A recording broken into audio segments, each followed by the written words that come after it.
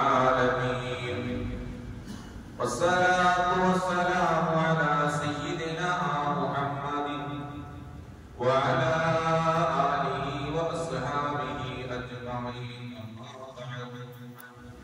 رب اشرح لي صدري ويسر لي أمري واحلل عقدة من لساني يفقهوا قولي وما توفيقي إلا بالله عليه توكلت وإليه أنيب. പ്രിയമുള്ള സഹോദരന്മാരെ, എൻ്റെ ശബ്ദം ശ്രവിക്കുന്ന ഇതര സമൂഹ മതവിഭാഗങ്ങളെ, ആദ്യമായി എൻ്റെ പേരിലും പുതുമ ടൗൺ മുസ്ലിം ജമാഅത്തിന്റെ പേരിലും നിങ്ങൾക്ക് എല്ലാവർക്കും ചെറിയ പെരുന്നാൾ ഈദുൽ ഫിത്തർ ആശംസകൾ നേരുകയാണ്. തഖബ്ബലല്ലാഹു മിന്നാ വ മിൻകും. നമ്മളെ സംബന്ധിച്ചിടത്തോളം പരിശുദ്ധമായ റമദാൻ അല്ലാഹുവിന്റെ ഖലാഖ് പോലെ നിലാവ് കണ്ട് ഇന്ന് ചെറിയ പെരുന്നാളിലേക്ക് കടന്നിരിക്കുകയാണ്. ഒരു സത്യവിശ്വാസിയെ സംബന്ധിച്ചിടത്തോളം ഈ ഒരു മാസക്കാലം അല്ലാഹു സുബ്ഹാനഹു വ തആല വഴിപ്പെട്ടുകൊണ്ട് വ്രതാനുഷ്ഠാനത്തിലും രാത്രി നിസ്കാരങ്ങളിലും പാവങ്ങളെ സഹായിക്കുന്നതിലും ഇഫ്താറുകൾ നടത്തുന്നതിലും മറ്റ് സൽക്കർമ്മങ്ങളിലും പരിശുദ്ധമായ ഖുർആൻ പാരായണത്തിലുമെല്ലാമായി ഒരു മാസക്കാലം ഈ മുസ്ലിം സമുദായം കഴിച്ചുകൂട്ടിയവരാണ്. ഇന്നത്തെ ദിവസം നോമ്പനുഷ്ഠിക്കുവാനോ അന്നപാനീയങ്ങൾ ഉപേക്ഷിച്ചു കൊണ്ടിരിക്കുവാനോ പാടുള്ളതല്ല. ഇസ്ലാം അത് വിലക്കിയതാണ്. ഇന്ന് സന്തോഷത്തിന്റെ സുദിനങ്ങളാണ്. ഇന്ന് ഭക്ഷണം കഴിക്കേണ്ട ദിവസമാണ്. ഇന്ന് നോമ്പനുഷ്ഠിക്കുക എന്നത് ഹറാമായി പരിശുദ്ധമായ ശരീഅത്ത് നമ്മളെ വിലക്കിയിട്ടുണ്ട്. എന്ന് പറഞ്ഞാൽ നമ്മളിൽ നിന്ന് പരിശുദ്ധമായ റമദാൻ, നമ്മൾ നിസ്കരിച്ച നിസ്കാരങ്ങൾ, ഖിയാമുൽ ലൈൽ, തറാവീഹ്, ഇതെല്ലാം തൽക്കാലത്തേക്ക് വിട പറഞ്ഞിരിക്കുകയാണ്. പക്ഷേ ഒരു സത്യവിശ്വാസിയെ സംബന്ധിച്ചിടത്തോളം അല്ലാഹുവിന്റെ പ്രവാചകൻ സ്വല്ലല്ലാഹു അലൈഹി വസല്ലം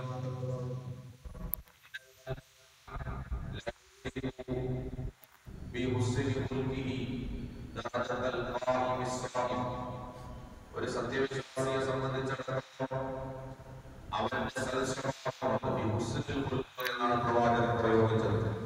അവന്റെ സൽസ്വഭാവം കൊണ്ട് അവൻ നിന്ന് നിസ്കരിക്കുന്ന നോമ്പുകാരനായ ഒരു മനുഷ്യന്റെ പദവിയിലേക്ക് എത്തുമെന്ന് ഹബീബുനാ സല്ലല്ലാഹു അലൈഹി വസല്ലം. എന്ന് പറഞ്ഞാൽ റമദാൻ കഴിഞ്ഞതുകൊണ്ടും ഇനിയൊരു നിന്ന് നിസ്കാരമില്ല എന്നോ ഇനിയൊരു നോമ്പില്ല എന്നോ അതിന്റെ കൂലിയില്ല എന്നോ അതിന്റെ പദവി കിട്ടുകയില്ല എന്നല്ല.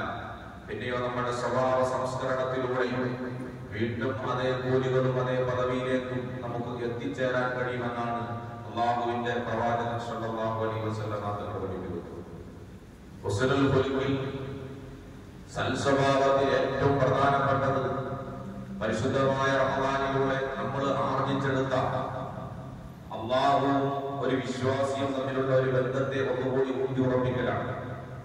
കാരണം നമ്മളുടെ ശരീര ഇച്ഛകളിൽ നിന്ന് നമ്മൾ മാറി നിന്നത്, നമ്മളുടെ ആഗ്രഹങ്ങളിൽ നിന്ന് നമ്മൾ മാറി നിന്നത്, നമ്മളുടെ അനിഷ്ടങ്ങളിൽ നിന്ന് നമ്മൾ മാറി നിൽക്കാനൊക്കെ കാരണം അല്ലാഹുവും നമ്മളും തമ്മിലുള്ള ഒരു ബന്ധത്തിന്റെ പേരിലായിരിക്കും. അല്ലാഹുവും നമ്മളും തമ്മിലുള്ള ബന്ധത്തിന്റെ ഇടയിൽ വേറെ ആർക്കും സ്ഥാനമുണ്ടായിരുന്നില്ല. കാരണം നോമ്പ് അല്ലാഹുവിനുള്ളതായിരുന്നു. ആ നോമ്പ് പിടിക്കുന്ന ഒരു വിശ്വാസിയെ സംബന്ധിച്ചിടത്തോളം അവന്റെയും അല്ലാഹുവിന്റെയും അവന്റെ സൃഷ്ടാവിന്റെയും ഇടയിലുള്ള ഒരു ബന്ധം വലിയ ബന്ധമായിരുന്നു. അതുകൊണ്ട് തന്നെയാണ് അവൻ ആരും കാണാതിരിക്കുമ്പോഴും അന്നപാനീയങ്ങൾ ഉപേക്ഷിച്ചത്. അതുകൊണ്ട് തന്നെയാണ് ആരും കാണുകയില്ല എന്ന് കരുതിയപ്പോഴും അവൻ തെറ്റുകുറ്റങ്ങളിൽ നിന്ന് വിട്ടുനിന്നത്. ആരുമില്ലാത്ത സ്ഥലങ്ങളിൽ പോലും ഈ ഈ അള്ളാഹുമായി ഉണ്ടാക്കിയെടുത്ത ഒരു ബന്ധത്തിന്റെ പേരിലായിരുന്നു അവന്റെ സ്വഭാവത്തിന് ഒരുപാട് പരിവർത്തനങ്ങൾ നടത്തി സംസ്കരിച്ചെടുക്കാൻ അവന് റമദാനിൽ കഴിഞ്ഞു. അത് കഴിഞ്ഞ് ഈ റമദാൻ കഴിയുമ്പോഴും നമ്മൾ ആ ഹുസ്നുൽ ഖുൽഖ് സൽസ്വഭാവം മുന്നോട്ട് കൊണ്ടുപോകേണ്ടത് നമ്മുടെ രഹസ്യ സമയങ്ങളിലും പരസ്യമായിരിക്കുമ്പോഴും ആ ആർജിച്ചെടുത്ത തഖ്വയും ആ അല്ലാഹുമായി ഉണ്ടാക്കിയെടുത്തതായ ആ ബന്ധവും ഒന്നുകൂടി ഊട്ടി ഉറപ്പിച്ച് മുന്നോട്ട് പോകേണ്ടത്. അല്ലാഹുമായി ഉണ്ടാക്കിയെടുത്ത ആ ആത്മബന്ധത്തിന്റെ ആ ഊഷ്മള ബന്ധത്തിന്റെ ആ ഊട്ടിയുറപ്പിന്റെ ഏറ്റവും പ്രധാനപ്പെട്ടതാണ് നമ്മളുടെ സ്വഭാവം രഹസ്യമായിരിക്കുമ്പോഴും രഹസ്യ സമയങ്ങളിലൊക്കെ ഒരുപോലെയാവുക എന്നുള്ളത്. ഇരുമുഖമുള്ള സ്വഭാവം, ആളുകളുടെ മുമ്പിൽ ഒരു സ്വഭാവവും അല്ലാത്തപ്പോൾ മറ്റൊരു സ്വഭാവവും ഉണ്ടാവാൻ പാടില്ല. ഒരേപോലെയായിരിക്കണം നമ്മുടെ സ്വഭാവം ഉണ്ടാകേണ്ടത്. അല്ലാഹു സുബ്ഹാനഹു വ തആല തൗഫീഖ് ചെയ്ത് അനുഗ്രഹിക്കുമാറാവട്ടെ. പലപ്പോഴും നമ്മൾ സമൂഹത്തിൽ വരുന്ന തിന്മകളെ അല്ലെങ്കിൽ സമൂഹത്തിലുണ്ടായിരുന്ന ശിഥിലീകരണ പ്രവർത്തനങ്ങളെ കണ്ടില്ല എന്ന് നടിക്കാറുണ്ട്. നമ്മുടെ ജീവിതത്തിൽ ചിലപ്പോൾ നമ്മൾ സംശുദ്ധി വരുത്താറുണ്ടെങ്കിലും സമൂഹത്തിൽ ഇത്തരത്തിലുള്ള ജീർണതകൾ ഉണ്ടാകുമ്പോൾ ആ ജീർണതകളെ നമ്മൾ കണ്ടില്ല എന്ന് നടിച്ച് മുന്നോട്ട് പോകാറുണ്ട്. നമുക്കറിയാം, നമ്മുടെ രാജ്യത്ത് പ്രത്യേകിച്ച് കേരളത്തിലെല്ലാം ഒരുപാട് വളരെ ശക്തമായി പിടിപെട്ടുകൊണ്ടിരിക്കുന്ന പുതിയ തലമുറയെ നശിപ്പിച്ചുകൊണ്ടിരിക്കുന്ന ഒന്നാണ് ലഹരി എന്ന് പറയുന്നത്. ഞാൻ നേരത്തെ പറഞ്ഞതുപോലെ ഒരു സ്വഭാവ സംസ്കരണം എന്ന് പറയുമ്പോൾ ഏറ്റവും പ്രധാനപ്പെട്ടത് നമ്മൾ ഇത്തരത്തിലുള്ള നമ്മുടെ സ്വശരീരത്തെ നശിപ്പിക്കുന്ന, ഒരു സമൂഹത്തെ നശിപ്പിക്കുന്ന, രാജ്യത്തെ അപകടത്തിലേക്ക് എത്തിച്ചേർക്കുന്ന ഇത്തരം ലഹരി മാലിന്യങ്ങളിൽ മറ്റുമായ വസ്തുക്കളും കാര്യങ്ങളിൽ നിന്ന് നമ്മൾ വിട്ടുനിൽക്കുക, മാറി നിൽക്കുക എന്നുള്ളതാണ്.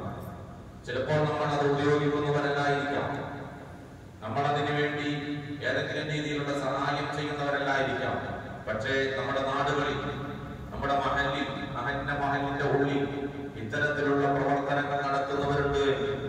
അല്ലെങ്കിൽ നമ്മുടെ പുതുതലമുറയെ അത്തരം അപകടങ്ങളിലേക്ക് കൊണ്ടുപോകാൻ വേണ്ടി കേവലം ചില ഭൗതിക താല്പര്യങ്ങൾക്ക് വേണ്ടി കച്ചവടം നടത്തുന്നവരോ അത് ഉപയോഗിക്കുന്നവരോ നമ്മുടെ മുമ്പിലോ നമ്മുടെ ശ്രദ്ധയിൽപ്പെടുകയോ ചെയ്താൽ നിയമത്തിന് മുമ്പിൽ അവരെ കൊണ്ടുവരിക എന്നതും നമ്മുടെ ഒരു ബാധ്യതയാണ്. എന്ന് പറഞ്ഞാൽ കേവലം ഒരു മുസ്ലിമാവുക എന്ന് പറഞ്ഞാൽ ഒരു നോമ്പനുഷ്ഠിക്കലും നിസ്കാരവും ഇബാദത്തുകളും മാത്രമല്ല, സാമൂഹികമായി അവൻ ചില ബാധ്യതകൾ കൂടി നിറവേറ്റേണ്ടതുണ്ട്. ഒരു തെറ്റ് കാണുമ്പോൾ, ഒരു തിന്മ കാണുമ്പോൾ ആ തിന്മക്കെതിരെ പ്രവർത്തിക്കുകയും ആ തിന്മയെ തടയുകയും ചെയ്യുന്നവനാണ് ഒരു സത്യവിശ്വാസി. ഹബീബുന മുഹമ്മദ് മുസ്തഫ സല്ലല്ലാഹു അലൈഹി വസല്ലം തങ്ങളുടെ വാക്കുകളിൽ അത് കാണാൻ കഴിയും. ഒന്നിരിക്കെ നമുക്കത് കൈകൊണ്ട് തടയാൻ കഴിയണം. നമ്മുടെ മഹലിലുള്ള ഒരുപാട് ആളുകൾക്ക് ആ തിന്മയെ, അത്തരത്തിലുള്ള തിന്മകളെ കൈകൊണ്ട് തടയാൻ കഴിയും. ചില ആളുകൾക്ക് അത് വായുകൊണ്ട് പറഞ്ഞ് മനസ്സിലാക്കി കൊടുക്കാൻ മാത്രമേ കഴിയുകയുള്ളൂ. അത്തരത്തിലുള്ള ആളുകൾ അത് പ്രസംഗത്തിലൂടെയാണെങ്കിലും അല്ലാത്ത രീതിയിലാണെങ്കിലും അതിനെ തടയേണ്ടതുണ്ട്. മൂന്നാമതൊരു വിഭാഗം എന്ന് പറയുന്നത് മനസ്സുകൊണ്ട് അതിനെ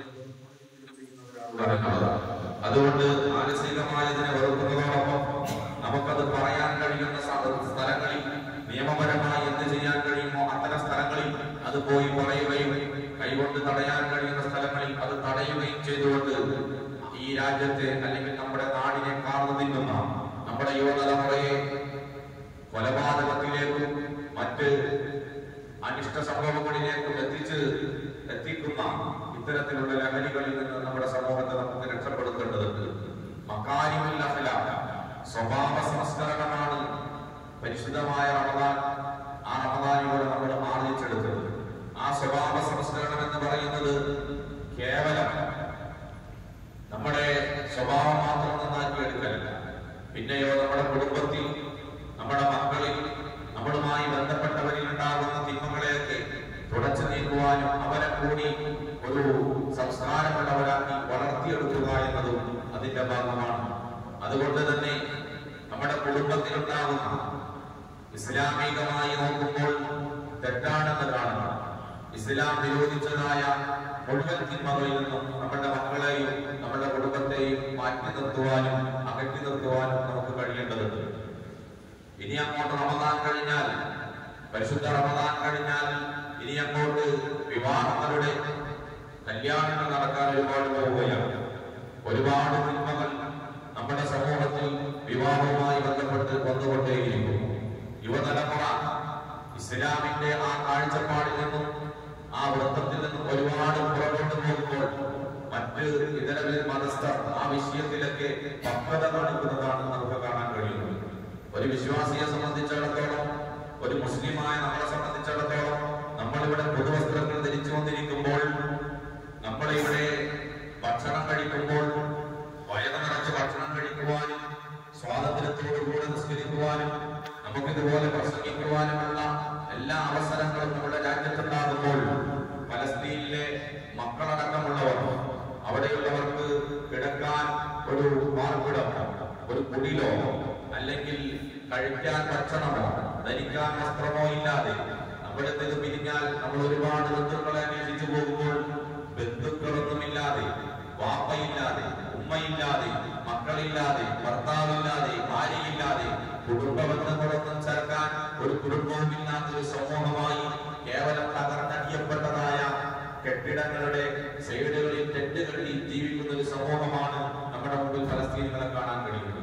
അവിടെയാണ് അല്ലാഹു സുബ്ഹാനഹു വ തആല ഇന്ത്യ രാജ്യത്ത് ജീവിക്കുന്ന നമുക്ക് ഒരുപാട് നിഅമത്തുകൾ അല്ലാഹു സുബ്ഹാനഹു വ തആല ചെയ്തു തന്നിരിക്കുന്നത്. ഒരു പ്രയാസവുമില്ലാതെയാണ് നാം ഈ രാജ്യത്ത് ജീവിച്ചു കൊണ്ടിരിക്കുന്നത്.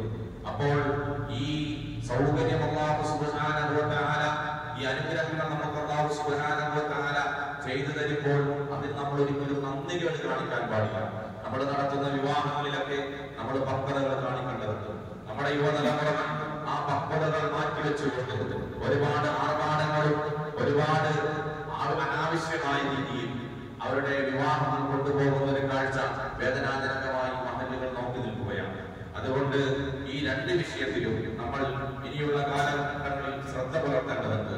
ഒന്ന് ലഹരിയുമായി ബന്ധപ്പെട്ടും മറ്റത് വിവാഹ ധൂർത്തുമായി ബന്ധപ്പെട്ട വിഷയങ്ങളിലൊക്കെ നമ്മൾ പക്വത കാണിക്കണം. അല്ലാഹു സുബ്ഹാനഹു വ തആല തൗഫീഖ് ചെയ്യുമാറാകട്ടെ. കാരണം എന്തെന്ന് വെച്ചാൽ, നമ്മളെ സംബന്ധിച്ചിടത്തോളം നമ്മൾ ഒരു ഇന്ത്യ രാജ്യത്തെ ഒരു പൗരനാണ്, അതിനോടൊപ്പം തന്നെ ഒരു മുസ്ലിമുമാണ്. രണ്ട് രീതിയിലുള്ള ബാധ്യതകളാണ് ഒരു സത്യവിശ്വാസിയെ സംബന്ധിച്ചിടത്തോളം ഇന്ത്യ രാജ്യത്ത് ജീവിക്കുമ്പോഴുള്ളത്. ഒന്ന്, രാജ്യത്തിനോടുള്ള കൂറും രാജ്യത്തിന്റെ മതേതരത്വം നിലനിർത്തുവാനും നമ്മൾ ശ്രമിച്ചുകൊണ്ടേയിരിക്കണം. അതൊന്നാമത്തതാണ്. രണ്ടാമത്തത്, ഒരു മുസ്ലിം എന്ന രീതിയിൽ, ഒരു സത്യവിശ്വാസി എന്ന രീതിയിൽ, ഒരു വിശ്വാസി എന്ന രീതിയിൽ നമുക്ക് ഒരുപാട് കടമകളുണ്ട്. ആ കടമകളൊക്കെ നമ്മൾ നിർവഹിക്കേണ്ടതുണ്ട്. അതിനൊരു ഉദാഹരണം പറഞ്ഞാൽ, നമ്മുടെ വീടിന്റെ അയൽവാസികൾ, ആ അയൽവാസികളിൽ നമ്മുടെ രാജ്യത്ത് വ്യത്യസ്തരായ അയൽവാസികളുണ്ട്. ഒന്നാലാണ് നമ്മുടെ വിശ്വാസിയായ കുടുംബമായ അയൽവാസിയാണ്. നമ്മുടെ അനുജന്മാരോ നമ്മുടെ ജ്യേഷ്ഠന്മാരോ അങ്ങനെയുള്ള അയൽവാസികളെ നമുക്ക് കാണാൻ കഴിയും. അവരോട് നമുക്ക് കുടുംബ ബന്ധം പുലർത്തേണ്ടതുണ്ട്, ആ ഒരു ബാധ്യതയുണ്ട്. മറ്റൊന്ന്, അവരോട് അയൽവാസി എന്ന ബാധ്യതയും കിട്ടേണ്ടതുണ്ട്. മറ്റൊന്ന്, അവരോട് വിശ്വാസി എന്ന രീതിയിലുള്ള ബാധ്യതയും കിട്ടേണ്ടതുണ്ട്. അപ്പുറത്ത് വിശ്വാസിയായ കുടുംബമല്ലാത്ത അയൽവാസി ഉണ്ടാവും. അവരോട് രണ്ട് ബാധ്യതകളാണ് നമുക്കുള്ളത്. ഒന്ന് വിശ്വാസി എന്നുള്ള ബാധ്യതയുണ്ട്, മറ്റൊന്ന് അയൽവാസി എന്ന ബാധ്യതയും നമ്മൾ വീട്ടുണ്ട്. മൂന്നാമത്തത്, നമ്മുടെ അയൽവക്കത്ത് ചിലപ്പോൾ അമുസ്ലിമായ, ഹിന്ദുവായ, ക്രിസ്ത്യാനിയായ അല്ലെങ്കിൽ മതമില്ലാത്ത മറ്റ് ആദർശങ്ങളിൽ വിശ്വസിക്കുന്ന ഒരുപാട് അയൽവാസികളായ ആളുകളുണ്ട്. അവരോടുകൂടി ആ അയൽവാസി എന്ന ബാധ്യത കിട്ടുമ്പോൾ മാത്രമേ ഒരു വിശ്വാസി യഥാർത്ഥ വിശ്വാസിയാവുകയുള്ളൂ. അവിടെ അവന് ബുദ്ധിമുട്ടുണ്ടാകുന്ന രീതിയിൽ നമ്മൾ വീട് പണിയുമ്പോൾ, അവന് ബുദ്ധിമുട്ടുണ്ടാകുന്ന രീതിയിൽ നമ്മുടെ വളപ്പിൽ ഒരു വൃക്ഷം വളർന്നു വരുമ്പോൾ, അവന് ബുദ്ധിമുട്ടുണ്ടാകുന്ന രീതിയിൽ അവന്റെ വീടിന് ചുറ്റുഭാഗത്തെ മാലിന്യങ്ങൾ വലിച്ചെറിയുമ്പോൾ, അവന് ബുദ്ധിമുട്ടുണ്ടാകുന്ന രീതിയിൽ നമ്മൾ അവന് വഴി തടസ്സങ്ങൾ ഉണ്ടാകുമ്പോൾ, ഇതൊക്കെ ആ അവിശ്വാസിയായ അല്ലെങ്കിൽ നമ്മുടെ സഹോദര സമുദായത്തിൽപ്പെട്ടവരോട് പോലും ചെയ്യുന്ന ഒരു വിശ്വാസി ചെയ്യുന്ന ബാധ്യത, ആ ബാധ്യതയിൽ നിന്ന് അവൻ മാറി നിൽക്കുമ്പോൾ അവൻ വിശ്വാസി എന്ന ആ കാറ്റഗറിയിൽ നിന്ന് മാറ്റപ്പെടുന്നത് ഹബീബ് മുഹമ്മദ് മുസ്തഫ സല്ലല്ലാഹു അലൈഹി വസല്ലം തങ്ങൾ പഠിപ്പിച്ചതാണ്. അതുകൊണ്ട് എന്റെ ഈ സഹോദരങ്ങളോട്, എന്റെ മഹല്ല് നിവാസികളോട്, എന്റെ മുമ്പിലിരിക്കുന്നവരോട്, ചെറുപ്പക്കാരോട് പറയാനുള്ളത്, ഇന്നത്തെ ചെറിയ പെരുന്നാൾ സന്ദേശം എന്ന് പറയുന്നത് സമൂഹത്തിന് വേണ്ടി പ്രവർത്തിക്കുക, രാജ്യത്തിന്റെ ക്ഷേമത്തിന് വേണ്ടിയും രാജ്യത്തിന്റെ മതേതരത്വം കാത്തുസൂക്ഷിക്കാൻ വേണ്ടി പ്രയത്നിക്കുകയും പ്രവർത്തിക്കുകയും ചെയ്യുക എന്നതാണ് ഈ ചെറിയ പെരുന്നാളിൽ നിങ്ങൾക്ക് നൽകുവാനുള്ള സന്ദേശം എന്ന് പറയുന്നത്.